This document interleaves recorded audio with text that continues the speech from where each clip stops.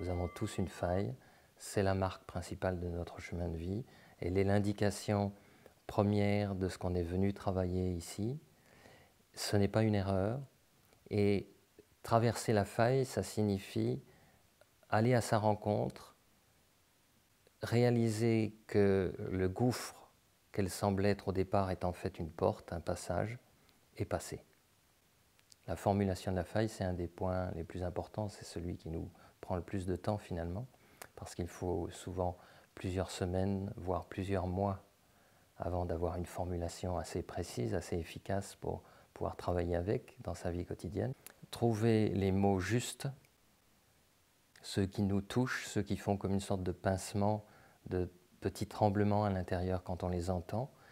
Dans la première vidéo d'introduction sur la conscience de la faille, je parlais de la peur du rejet. Je crois que je disais j'ai peur d'être rejeté comme première partie de la formulation de la faille, c'est-à-dire la partie faille brute. J'ai peur du rejet, et cette peur du rejet, c'est une expérience, une sensation brute à l'intérieur de soi. Il y a ce qu'on appelle les stratégies. J'ai peur du rejet, donc j'ai des stratégies pour séduire, ne pas être rejeté, me faire aimer. C'est quelles questions on se pose pour avoir une première direction, pour trouver cette faille. De quoi elle est faite, parce qu'on peut être un petit peu dans le brouillard, en aveugle au départ. Il y a plusieurs questions. Il y en a une par exemple, c'est qu'est-ce qui me fait le plus peur? Rien que cette question-là, qu'est-ce qui me fait le plus peur? Si on ne réfléchit pas trop, si on descend un peu en soi, juste dans cette direction, on va ressentir quelque chose qui approche forcément de la faille. Ou une autre question, quelles sont mes impasses principales? Ou quels sont mes comportements récurrents, ceux que d'autres me reprochent? Les comportements sont des stratégies pour se faire aimer. La faille est fondée sur une demande d'amour, donc les stratégies sont des stratégies toujours plus ou moins pour se faire aimer. À partir de là, c'est ce qui permet d'avoir une première approche, une sorte d'ébauche de ce qu'on appelle la faille. La faille est une sensation interne, profonde, intime, qui nous fait très peur. On ne veut pas rester à cet endroit. On n'a pas envie, c'est une erreur, c'est quelque chose qui ne devrait pas être, c'est innommable parfois.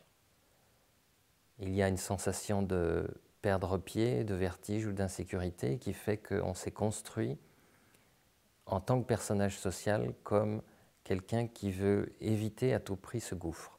Dans la conscience de la faille, on inverse ce processus, on se dit, on prend conscience qu'on doit revenir à cet endroit pour une traversée, pour une guérison. La faille, c'est un accès, c'est l'accès royal à la nature profonde de l'être. Si on veut vraiment retrouver son âme, il faut passer par la faille. Aussi, quand on réfléchit à cette blessure fondamentale, on peut essayer de lui trouver des explications, des causes, de l'analyser, de la psychanalyser. Et ça, c'est important de le dire parce que finalement, quand on a conscience qu'on fait ça, dans la démarche que je propose, la conscience de la faille, on abandonne aussi cette forme de recherche intellectuelle des causes, des explications sur l'existence de cette faille. Je dirais, peu importe les causes historiques de la faille, quand on ressent que la faille est active, on a soit la possibilité de la fuir, soit la possibilité de la rencontrer. Ce qu'on peut faire avec la conscience de la faille, c'est qu'une fois qu'on a trouvé la formulation idéale, celle qui nous parle, qui va agir un petit peu comme ce qu'on appelle un mantra, ce que j'appelle une phrase de rappel au quotidien. Intérieurement, on ressent un malaise, quelque chose de trouble à l'intérieur de soi, et on sait qu'il y a de grandes chances qu'on soit en contact avec cette faille, ou plutôt qu'elle est en train de s'activer. Donc, on utilise la phrase de rappel, la formulation idéale, pour ne plus fuir et essayer de s'approcher du gouffre.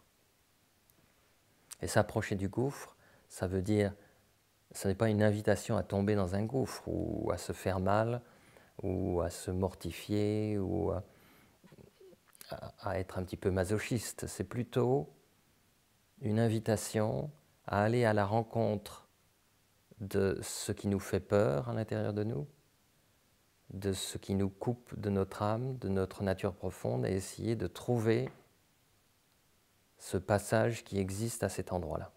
La faille, on la place au niveau de la troisième strate, au niveau le plus profond de la troisième strate, les émotions. Strate mentale, les pensées, strate physique, les sensations, strate émotionnelle, et au niveau le plus profond de la strate émotionnelle, on trouve la faille, qui est au point de jonction avec les strates profondes du sentiment, de l'intuition et de l'âme. Donc forcément, la faille se maintient et est en cercle vicieux tant qu'il n'y a pas de traversée au niveau de la strate émotionnelle. C'est la faille qui anime des scénarios qui maintiennent le processus, qui entretiennent ce processus de fuite et de stratégie. Stratégie comportementale vers les autres pour obtenir des choses. Tu dis, j'ai peur d'être dominé. Donc on part, tout à l'heure c'était j'ai peur d'être rejeté, on voit qu'il y a toutes sortes de formulations diverses selon les chemins de vie et les histoires personnelles, et il y en a une, ça peut être j'ai peur d'être dominé.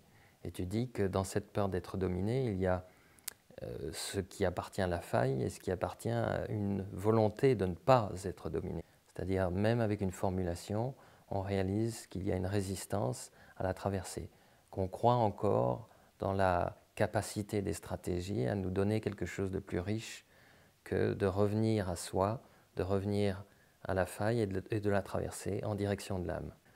L'idée qu'à un moment donné, les comportements irrépressibles deviennent moins irrépressibles, c'est une idée générale dans les démarches. Tout le monde essaye de sortir de ces irrépressibles. Donc ce n'est pas forcément lié à la démarche de la conscience de la faille. On pourrait dire que d'une certaine façon, tout le monde veut essayer de sortir de comportements irrépressibles et retrouver sa nature profonde finalement. Parce qu'on pressent qu'au fond, on n'est pas un être irrépressible, qui a plus de liberté. Mais alors pour se familiariser avec la faille, il faut avoir une compréhension que s'approcher de ce qui nous apparaît comme un gouffre à l'intérieur, ce ne sera pas une catastrophe. C'est là où j'essaie de faire le lien avec ce moment où la personne qui est dans une démarche se dit « là, je vais pouvoir descendre en moi, je vais pouvoir éviter les comportements vers l'extérieur, toutes ces stratégies qui amènent à essayer finalement de manipuler plus ou moins l'environnement et les autres pour ne pas souffrir ». J'essaie de voir comment ce moment est effectivement relié à l'invitation de la conscience de la faille, qui est une invitation à descendre vers l'endroit qui fait peur et à traverser à cet endroit. Ce n'est pas au moment où la faille est active qu'on va réfléchir à cette faille ou essayer de trouver une nouvelle formulation ou l'analyser. Il nous faut une formulation qui est déjà prête, à laquelle j'ajoute effectivement un petit plus, une phrase, un morceau de phrase universelle, c'est ça qui se passe et rien d'autre. C'est juste ça qui se passe. Ce n'est que la faille qui est active. Ce n'est pas un nouvel ennemi, une nouvelle situation, un nouvel événement, une nouvelle cause, quelque chose qu'il faudrait gérer différemment. C'est toujours la même chose. C'est la faille qui est active et qui se manifeste peut-être dans une situation apparemment différente ou avec des personnes nouvelles en apparence, mais c'est toujours la même faille. Et donc l'avantage de la phrase de rappel, c'est de s'appliquer à toutes les situations. Il n'y a pas de cause nouvelle. Nous sommes toujours en contact, nous sommes toujours en présence de cet événement très important dans notre chemin de vie, c'est la réactivation de la faille, qui peut se faire des dizaines de fois dans une journée, évidemment. Donc une petite phrase peut nous amener au cœur de notre chemin de vie, une petite phrase de rappel. Je suis en présence d'un autre, d'une situation inattendue, d'un événement déplaisant, quoi que ce soit, et je ressens cette anxiété particulière à l'intérieur, cette peur, ce trouble, ce mal-être. Je ressens ça, et au lieu de partir complètement identifié dans mes stratégies, au lieu de contre-attaquer, au lieu de mettre en branle tout un système bien connu, un personnage social qui n'a pas grand-chose à voir avec nous, nous prenons mentalement cette phrase de rappel. Et nous la prenons de telle façon qu'elle nous ramène au point crucial, à cet endroit où nous avons mal, cet endroit que, en tant qu'âme, nous sommes venus travailler pour une préparation particulière dans notre histoire. Nous sommes venus travailler pour des raisons partiellement mystérieuses, mais c'est toujours une préparation de notre âme. On est venu passer par un chat de l'aiguille pour nous retrouver plus lumineux et plus vivants encore. Mais il faut passer par cette faille. Nous sommes dans une démarche qui est sur deux jambes. Je dis sur deux jambes parce qu'il y a l'aspect de la rencontre avec l'âme, réaliser, toucher le fait qu'au fond de nous, il y a une nature profonde. Donc j'appelle cette nature profonde l'âme parce que c'est vraiment la dimension essentielle et spirituelle de notre existence. Nous sommes une âme avant tout. Et pour le réaliser, pour le revivre, le retrouver, il y a cet exercice de la descente des strates de l'être qui nous amène à cet endroit et on peut y éprouver le goût de l'âme, de cette présence intérieure. C'est nous, rien d'autre. Ce goût de l'âme, même s'il est incomplet, même si on effleure souvent un petit peu cette expérience intérieure, on l'approche, on l'effleure, on la goûte et on remonte. Et ce goût reste à l'intérieur de nous, la mémoire de ce goût de l'âme reste à l'intérieur de soi et nous rend plus courageux face à cette faille qui semble menacer de nous détruire, de nous engloutir. Et il faut un peu de courage et le fait que ce contact avec l'âme existe nous donne un peu de ce courage. Nous ne sommes pas limités à la faille, nous ne sommes pas limités au personnage social, nous ne sommes pas condamnés à nous battre contre nous-mêmes, enfin ce nous-mêmes que l'on croit être. Il y a une dimension plus vaste, plus ouverte, plus libre. Et toute la question de la démarche, de toutes les démarches en général, mais en particulier de celle autour de la conscience de la faille, c'est comment retrouver cette nature essentielle. Et on réalise que souvent, il y a une difficulté à retrouver la nature essentielle parce qu'on bute sur cette question de la faille. J'ai tellement vu de gens qui sont dans des démarches intérieures, très intériorisées de méditation, etc., où la capacité à descendre vers la profondeur, à éprouver brièvement, de façon fugace, des sensations de soi profondes, ne permettait pas la traversée de la faille. Il y a vraiment deux jambes. On ne peut pas uniquement se contenter d'essayer de s'apaiser, de pratiquer une relaxation, de toucher même à l'intérieur de soi des niveaux plus subtils. Il y a un chemin, il y a une chose à faire, on est venu faire cette chose, c'est de traverser de la faille. Et si on accepte, si on intègre dans sa vie quotidienne ces deux éléments, je suis une âme et je peux goûter à ça, et en même temps, j'ai une traversée à faire, et je dois la vivre, je dois la faire, je m'appuie sur la conscience de l'âme pour la conscience de la faille. Et je peux approcher ce qui me fait le plus peur à l'intérieur de moi, l'apprivoiser, parce que je sais que la promesse, c'est de retrouver de façon plus incarnée, plus intégrée, la conscience de l'âme. Je suis une âme. La conscience de la faille, c'est la contrainte première de l'incarnation. Ce que la vie, l'intelligence de la vie, en quelque sorte, attend de nous, vivre en conscience cet endroit, cet espace, ce point à l'intérieur de soi qui nous appelle et que l'on fuit, qui nous appelle parce qu'il y a quelque chose à vivre à cet endroit. Je l'appelle le chat de l'aiguille. Je reprends cette expression qui est ce tout petit trou de l'aiguille à travers lequel on essaye de faire passer un fil. Et en fait, il faut se réduire à presque rien à cet endroit pour pouvoir passer. Il faut ne pas être plus gros qu'un fil. Et c'est ça qui fait peur. C'est comme un anéantissement. Si la faille donne l'impression du gouffre, c'est parce que quand on approche du trou de l'aiguille, on a l'impression de n'être plus rien. Et en fait, cette petite mort, ce rien, ce fil, ce trou de l'aiguille, ce sont des illusions qui sont propres à la conscience qu'on a quand on est dissocié de l'âme, la conscience qu'on a dans les strates supérieures de l'être. C'est-à-dire qu'il y a une façon d'appréhender, de ressentir les passages importants de notre existence comme des dangers, comme des catastrophes.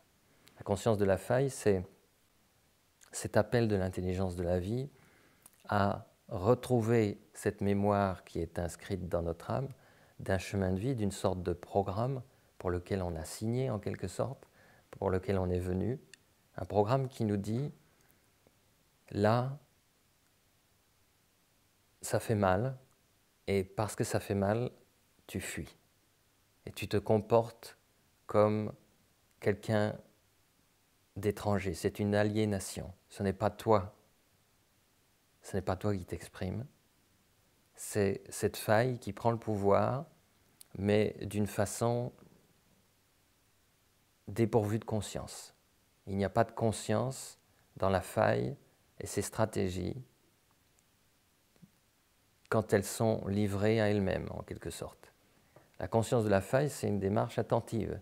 C'est le fait qu'à un moment donné, on veut prendre la responsabilité de ce que l'on ressent, et cette prise de responsabilité au niveau de la strate émotionnelle, qui est une étape vraiment délicate mais importante, cette prise de responsabilité nous ramène à l'endroit où il y a cette possibilité de passer.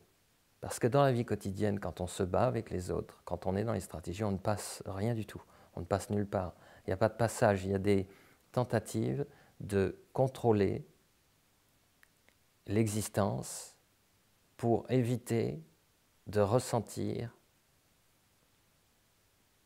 qu'il existe un point à l'intérieur de nous qui nous attend, qui nous appelle, qui nous dit, en quelque sorte, tu as peur de moi, mais c'est ici que ça se passe. Tu crois, en tant que personnage social, en tant que petit bonhomme, petite bonne femme, tu crois que tu vas te dissoudre, te désintégrer à cet endroit. Tu en es tellement convaincu que même ce que je suis en train de raconter là, ce n'est pas convaincant. C'est pas possible. Je ne veux pas aller dans cette direction. Il y a des tas de situations dans la vie quotidienne où on va se trouver dans un moment particulier où toute notion, toute phrase de rappel, toute notion de spiritualité ou de développement personnel disparaît parce que nous sommes complètement identifiés à la faille, nous y croyons à 200%. On peut rejeter pratiquement tout ce que l'on a, même des prises de conscience, tellement cette faille est forte. C'est plus qu'un talon d'Achille, c'est quelque chose qui semble être plus fort que soi. Et en même temps, c'est pour ça que c'est une initiation et un défi, en même temps, c'est comme les autres illusions. C'est plus fort que soi, et ça, il faut l'éprouver. Quelqu'un qui n'a pas éprouvé ça n'a pas approché la faille. C'est apparemment plus fort que soi, c'est pas négociable. On ne peut rien y faire, c'est un irrépressible. L'irrépressible, c'est une des expressions que j'utilise pour dire qu'il y a des sortes de forces en soi qui semblent être beaucoup plus puissantes que notre volonté personnelle d'une part, mais aussi même que notre nature profonde. C'est plus fort que soi, et je ne vais pas y arriver. D'ailleurs, j'ai déjà essayé des tas de choses, ça ne marche pas, ça marche pour d'autres, mais pas pour moi. Et en fait, c'est une illusion. Comme toutes les grandes forces à l'intérieur de soi, les émotions, par exemple, simplement vivre une émotion, c'est une force. Et on a, même sans parler de faille,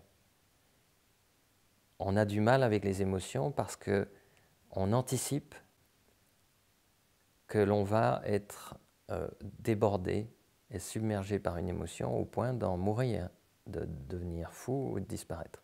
Donc cette sensation-là, c'est celle que j'appelle le gouffre, elle est évidemment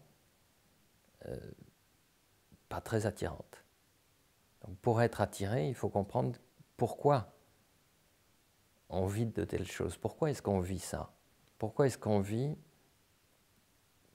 cette impression que le monde est soi-même, que tout est menaçant? Qu'il y a une sorte de menace, c'est que pour survivre, donc de cette façon-là, on est en mode survie. C'est le mode survie de la plus grande partie de l'humanité. On a tous vécu ça à certaines périodes. Le mode survie, c'est j'essaie de survivre à la menace que je suis et à la menace que les autres sont. La menace que je suis, c'est cette faille, elle va me détruire et les autres vont me détruire. Tant qu'on est dans cette perception d'un conflit avec la menace de la vie, on ne peut pas approcher de la faille. Pour approcher de la faille, il faut avoir ce goût de l'âme, un retour de cette mémoire qu'on est là pour ça, qu'on est là pour vivre cette traversée. La seule douceur qu'on peut amener, c'est cette sorte de compréhension intime. C'est pratiquement un ressenti, ce n'est pas une pensée. Cette compréhension intime qu'on est curieusement à l'endroit de la faille, au meilleur endroit qu'on puisse être, parce que c'est là où est la porte de l'âme. Ce n'est pas juste cette petite porte qu'on prenait en faisant une méditation de temps en temps, c'est la porte radicale. C'est celle qui permet de passer ce trou de l'aiguille pour lequel on a été invité sur Terre et de retrouver vraiment son âme. Il n'y a pas une traversée et c'est fini, il y a souvent plusieurs traversées au niveau de la faille en général, et ces traversées font qu'effectivement il y a une désidentification de la faille. La faille est toujours là, ce n'est pas quelque chose qui disparaît, mais à un moment donné, on réalise qu'on a la conscience de la faille, la douleur est toujours là, mais on est moins identifié à la faille et il y a une forme d'enveloppement, de sensation de quelque chose de plus doux, d'écollement et de souvenir qu'il y a un passage, quelque chose de plus vaste, de plus élargi qui nous attend à cet endroit. Dans le cheminement de la pratique de cette formulation au quotidien, pour essayer de ne plus fuir et de revenir à ce point à l'intérieur de soi où la traversée est possible. Il y a dans ce cheminement quelque chose qui, à un moment donné, vient aider également. Je ne le présente pas au tout début de la démarche. Je pense que c'est beaucoup plus juste de l'amener un petit peu plus tard. Mais je vais en parler en quelques mots maintenant. C'est cette idée de l'envers de la faille. Quand je dis qu'on est venu dans ce chemin de vie pour travailler ça, pour cette traversée, pour cette rencontre traversée avec la faille, quand je dis qu'on est venu pour ça, ce n'est pas tellement pour ça dans le sens pour souffrir. Ça ne veut pas dire pour tomber dans un gouffre, pour confronter uniquement la douleur et attendre qu'elle se dissipe.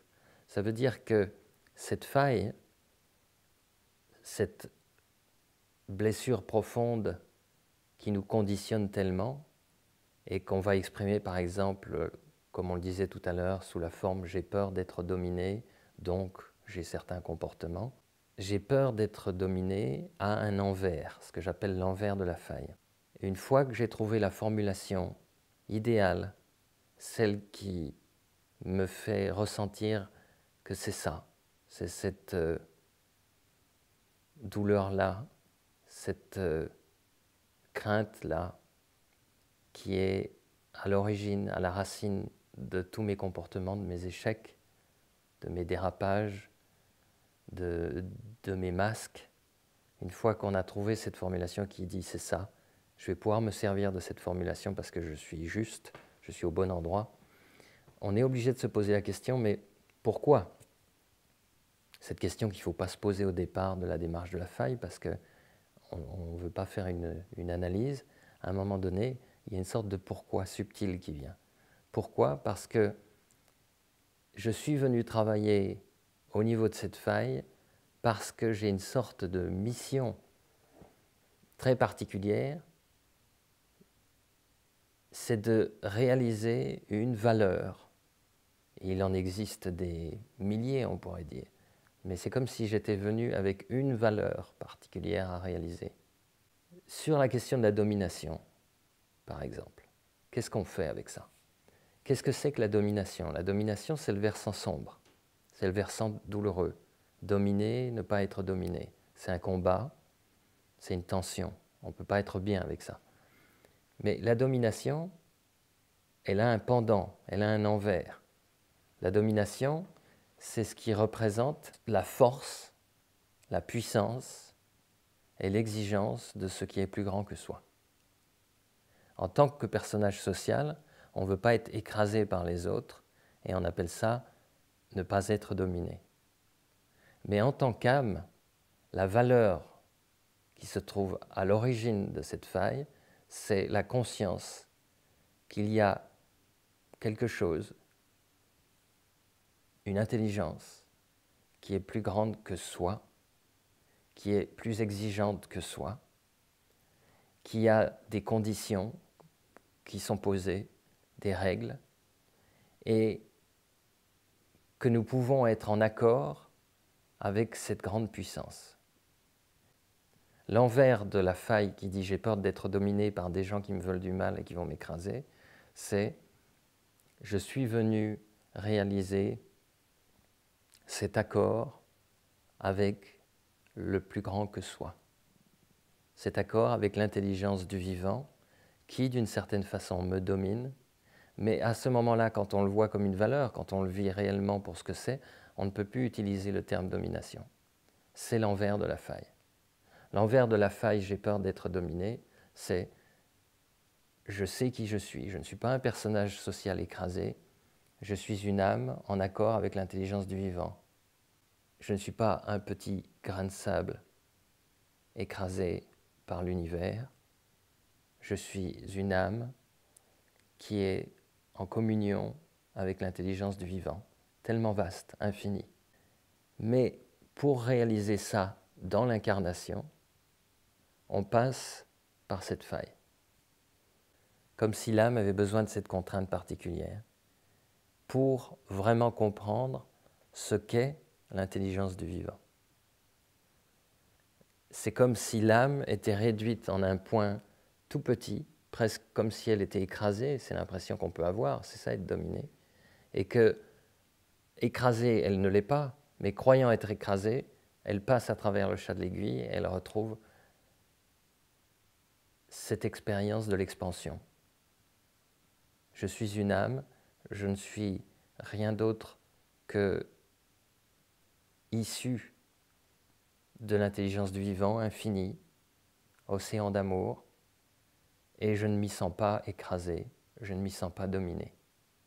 Mais pour le réaliser vraiment jusque dans l'incarnation, on est obligé de passer par cette faille-là. En tout cas, pour la personne qui est concernée par « j'ai peur d'être dominé ». Cette valeur qui nous est la plus chère, c'est parce que c'est le plus important pour moi en tant qu'âme que je me trouve confronté à cette faille. C'est parce que cette lumière-là est si importante pour moi que je dois traverser au niveau de cette zone sombre. Et alors, au moment de la traversée, toutes les ombres reviennent à la lumière, toutes les failles redeviennent des valeurs essentielles, mais quel chemin, quel périple, que de contraintes, que d'égarements, que de cris et de larmes pour arriver à ce point-là. C'est ce qui fait dire souvent quand on regarde la vie, mais pourquoi tout ça? Il y a une sorte d'impression d'être malmené, je disais une fois, d'être... est-ce que la vie nous veut du bien quand on voit certaines choses comme elles se passent? Eh bien, ça c'est vraiment les prémices de la traversée. Dans la formulation de la faille, il y a une tendance à formuler la faille en creux. J'appelle ça la formulation en creux, c'est-à-dire quand on donne une formulation en tant que victime, plutôt que la phase en pic où on donne une formulation qui va dans le sens dynamique des stratégies, du comportement qui découle de cette faille. Et il y a toujours un moment dans le travail, on l'a vu dans le travail en groupe, où il faut discuter de ça, c'est-à-dire on ne peut pas rester continuellement dans la faille en creux parce qu'on entretient un statut de victime qui ne fonctionne pas bien dans une démarche pour avancer. Même chez les passifs agressifs, il y a une tendance à imposer quelque chose aux autres et à l'environnement, même d'une façon subtile. Et cette imposition-là, elle est tout autant une expression de la faille que le côté victime. J'ai peur d'être dominé en creux, donc je domine en pic. C'est que la faille a tendance à corriger sa propre formulation pour redevenir une victime. Quand on est identifié à la faille, on n'est plus témoin de la faille comme on peut l'être dans un travail de groupe. C'est-à-dire le moment où on essaie de prendre un peu de recul et on regarde les stratégies, on regarde la blessure et on dit voilà ce qui se passe. Et puis on retourne dans la vie quotidienne, et puis dans la vie quotidienne on est à nouveau en friction avec les autres et les événements et on commence à modifier sa faille pour essayer qu'elle redevienne un petit peu victime, pauvre de moi, auto-apitoiement et justification des stratégies. C'est pour ça que c'est un travail délicat parce qu'on est vraiment en relation, en contact avec une force à l'intérieur de soi qui a longtemps fait ce qu'elle voulait de nous. Et là, on est en train d'essayer d'y amener une conscience qui va non seulement désamorcer cette domination de la faille, mais qui va permettre aussi un passage vers quelque chose de beaucoup plus grand que la question de la faille elle-même. Je me sens méprisable. Je me sens méprisable, c'est vraiment une formulation en creux et de laquelle il est difficile de sortir en fait. C'est un point important de la formulation des failles, ça, c'est pas « je suis méprisable », c'est « je me sens méprisable » et mieux encore, c'est « je me crois méprisable ». Pour la formulation, ça peut aider d'utiliser ce genre de mots. Et à partir de là, je me crois méprisable et donc je fais des choses qui ne sont pas forcément très logiques ou cohérentes. Parce que je me sens méprisable, ça amène évidemment au désir dans le regard des autres, de ne pas se trouver méprisable. Donc la première chose qui nous vient en toute logique, c'est, et c'est contenu dans cette formulation-là, c'est je vais faire des choses qui vont faire en sorte que je ne me ressens pas méprisable dans le regard des autres. Donc l'enfermement de la faille, même avec une formulation, c'est pas grave parce que c'est déjà une conscience de la faille.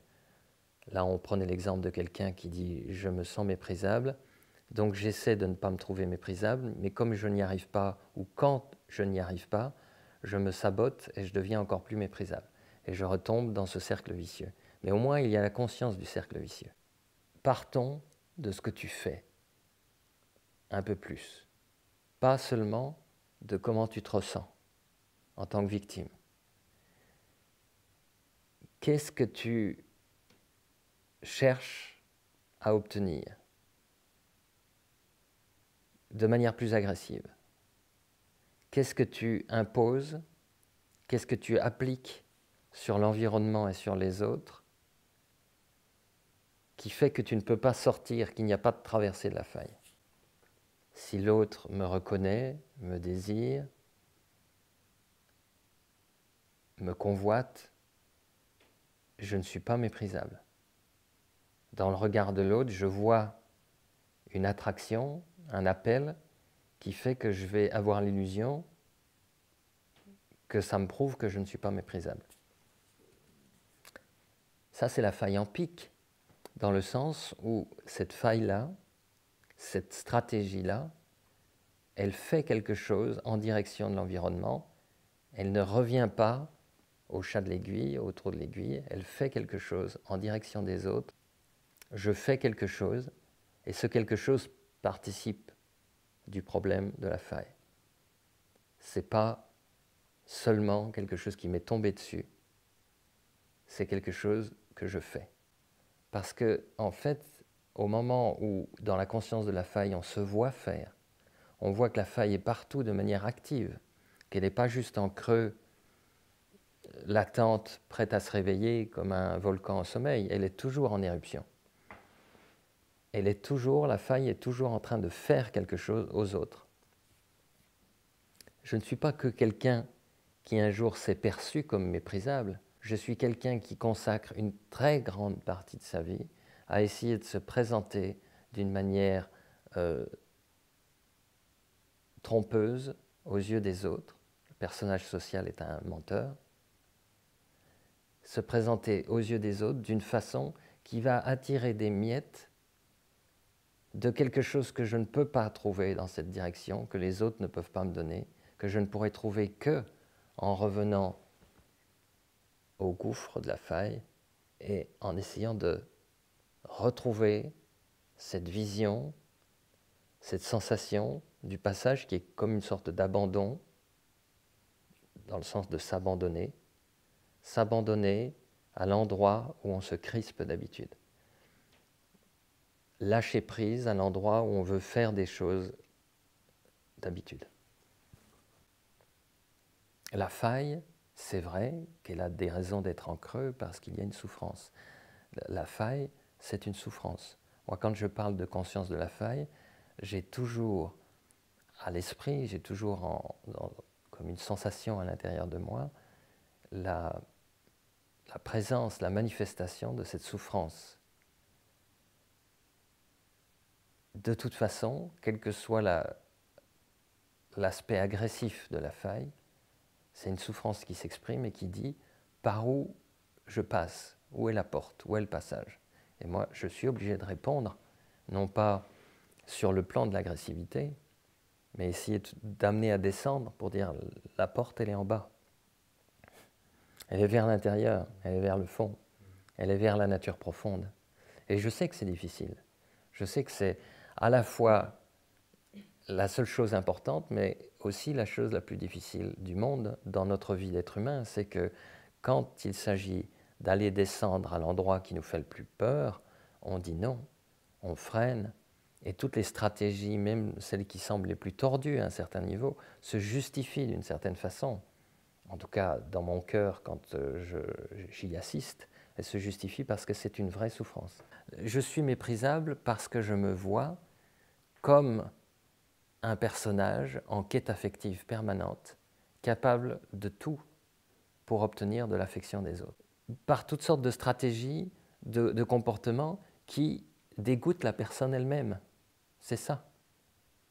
C'est ça qui fait mal. Cette histoire de la force de la quête affective, c'est tellement fort que, à la fois, je veux bien croire à la porte et à la traversée de la faille, mais en même temps, il y a une partie de moi qui dit « je me connais, je ne peux pas traverser à cet endroit-là. C'est plus fort que moi. » Et je dis bien aussi, au passage, que ça fait partie du jeu. C'est pas grave de passer par ces choses-là, c'est l'histoire humaine typique. On se perd, on s'égare, on va dans tous les sens. Et à un moment donné, même des fois en étant dans la démarche, on continue à se perdre un peu. Et à un moment donné, comme tu dis, il y a la mémoire d'un élargissement, il y a un enveloppement, il y a quelque chose qui nous rappelle à l'essentiel. On n'est pas libéré de la faille, mais on commence à descendre. On commence à sentir une sorte de liberté, même de ces choses qui nous paraissaient si importantes. C'est comme les ombres au fond de la caverne de Platon. On traite avec des ombres et on croit que ces ombres sont la réalité. Ce ne sont que des ombres. Et on traite avec des ombres si on est dans un travail comme celui que l'on fait sur deux jambes à un moment donné pour pouvoir affirmer pour soi-même, parce que c'est là où ça se passe, je suis une âme, il faut avoir vu les ombres pour ce qu'elles sont. Quand on traite avec les ombres, on peut croire que toutes les stratégies qu'on a avec ces ombres vont être efficaces, mais on ne peut rien obtenir d'une ombre. Une ombre ne va pas nous amener l'amour, une ombre ne va pas même nous dominer. Dans un sens ou dans l'autre, à partir du moment où on traite avec l'illusion, on ne vit que de l'illusion. Ta faille en rapport avec la puissance ou l'impuissance, c'est une faille de garçon. C'est une faille d'homme qui ne doit pas pleurer. C'est une faille d'homme qui connaît la sensation du gouffre à l'endroit où il pourrait dire, s'il se laissait aller, « j'ai juste besoin d'amour ». Si tu disais à ta femme, dans un moment où tu te sens trahi, « j'ai juste besoin d'amour », tu aurais peur de t'effondrer dans le gouffre. Donc tu ne le fais pas. Avec la conscience de la faille, on commence à introduire une notion qui est cruciale parce qu'on commence à dire qu'à l'endroit du gouffre, il y a peut-être une porte. vers quelque chose de lumineux. À l'endroit le plus noir, il y a la lumière. Ce qui semble être notre malédiction est notre bénédiction. Ce qu'on croit être notre plus gros problème et qu'il faut fuir à tout prix est notre meilleur passage. Quand on approche d'un gouffre, on ressent un vertige infini. Et un vertige infini, humainement, pour la structure humaine et émotionnelle, ça ne peut pas, c'est insoutenable. Ce qui explique complètement, et qui montre qu'il n'y a pas d'erreur, qu'on essaie de se construire pour éviter cette sensation insoutenable. Notre chemin de vie est fait de contraintes qui sont perçues d'une façon matérialiste comme des obstacles, des erreurs, des malédictions, et spirituellement comme des marques, des expressions de ce qu'on est venu vivre ici. C'est un autre regard. Il suffit de s'approcher du gouffre de la faille, on voit défiler toute sa vie, et simplement, au moment où la porte s'ouvre à cet endroit-là, on réalise que tous ces éléments, et on a tous eu cette expérience, même brièvement, c'est que tout ce sur quoi on a pleuré, tout ce qu'on a maudit, tout ce qui nous a été si difficile, on commence à avoir un regard, c'est particulier ce regard intérieur qui renaît à l'intérieur de soi. Quand on commence à sentir que tout avait sa place.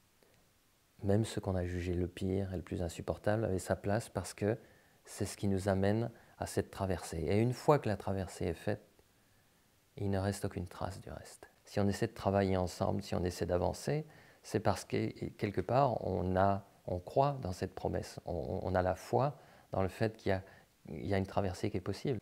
Parce que dans l'état actuel de l'humanité, il faut d'abord bien prendre conscience de ce que c'est que la faille et de ce qu'on fait pour l'entretenir.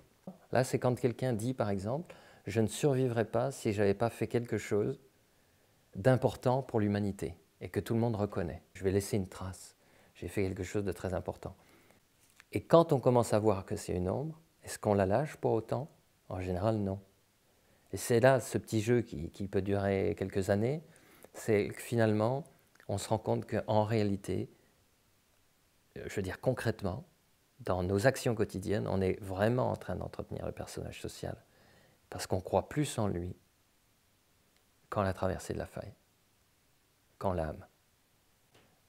La conception de l'amour, personne ne se trompe dessus. La quête affective, c'est un détournement, c'est une déformation de la demande d'amour. Donc la demande d'amour, c'est une demande de retrouver cette expansion du sentiment. Et quand on est dans la quête affective, il y a une contraction du sentiment. Ça devient étriqué. Et donc dans la vie quotidienne, on se bat pour trouver quelque chose d'étriqué. Et ça ne convient pas. Ça ne correspond pas à la mémoire qu'on a de l'expansion du sentiment. Le conflit, il est là. Il est dans le fait qu'on ne peut pas appeler amour, on ne peut pas appeler recherche de l'amour la quête affective. C'est une recherche qui est dans la mauvaise direction, faite de la mauvaise façon. La quête affective, ce n'est pas quelque chose dont on se moque, mais c'est quelque chose qui est pathétique, dans le sens littéral. C'est quelque chose qui fait souffrir. L'amour, tu le connais, tu en as une conception, tu en as une mémoire, tu sais exactement ce que c'est, mais il y a une partie de toi qui, par moment, a envie de croire que c'est autre chose. La plupart des choses après lesquelles on court,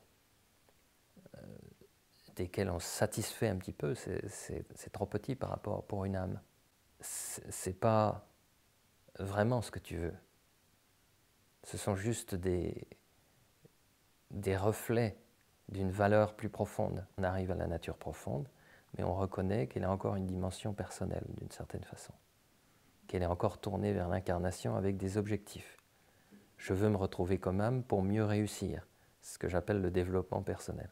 Il y a un mouvement qui fait que c'est pas vraiment que je tourne le dos à l'incarnation, c'est que je réalise qu'en fait, j'étais en train de regarder le fond de la grotte et qu'il faut que je me tourne vers la lumière, que je revienne à l'essentiel, mais vraiment. Et à cet endroit-là, il y a une expérience qu'on pourrait appeler ultime, la conscience qu'il n'y a que l'amour de l'âme universelle à l'œuvre, que toute l'intelligence de la vie est le mouvement de l'amour à l'intérieur de lui-même. Et qu'à l'intérieur de ça, nous, on est capable de voir des ombres et des gouffres. Le personnage social veut des petites choses pour lui-même en essayant de donner une sorte d'immortalité à sa personne. L'âme veut se retrouver après une traversée qui lui est en quelque sorte imposée, mais pour son bien, comme on dit. C'est-à-dire qu'elle a quelque chose à vivre. Et c'est vraiment, on le voit dans la différence des formulations, d'une formulation à l'autre. Toutes les formulations sont toujours différentes. Elles racontent la même histoire universelle de retrouver l'amour, et en même temps, elles racontent comment, pour chaque âme, il y a un passage particulier. C'est comme un spectacle avec un personnage qui joue des milliards de personnages multiples. C'est pour ça que dans certaines traditions religieuses, on le présente comme ça. C'est un grand spectacle, une grande histoire unique, avec des milliards de facettes, et qui, c'est vrai, on pourrait imaginer qu'il y aurait 7 milliards de formulations de failles différentes, parce qu'on est capable d'en trouver 7 milliards de différentes qui disent pourtant la même chose. Mais c'est notre histoire aussi, elle est riche, chaque histoire personnelle, c'est pas rien, c'est fait de beaucoup d'événements. Tout le monde pourrait écrire effectivement un livre et laisser une trace, parce que chaque histoire, chaque chemin de vie, c'est incroyable. C'est toujours des histoires incroyables. Toutes les traces de mon expérience, de mon existence sont là, sont vraiment là. Ces facettes-là font que je ne me trouve pas dans des situations où, parlant avec des gens, je ne reconnais pas ce qui est. Et je dis des fois même, je le ressens, et je ne m'empêche pas de le ressentir. Je ressens sur le moment la même chose. Et donc, comme quoi on peut vivre avec. Ça veut dire, quoi qu'il se passe à l'intérieur de ce corps, de toute façon, je peux faire ce que j'ai à faire. Je suis en fait dans un processus intelligent qui va quelque part.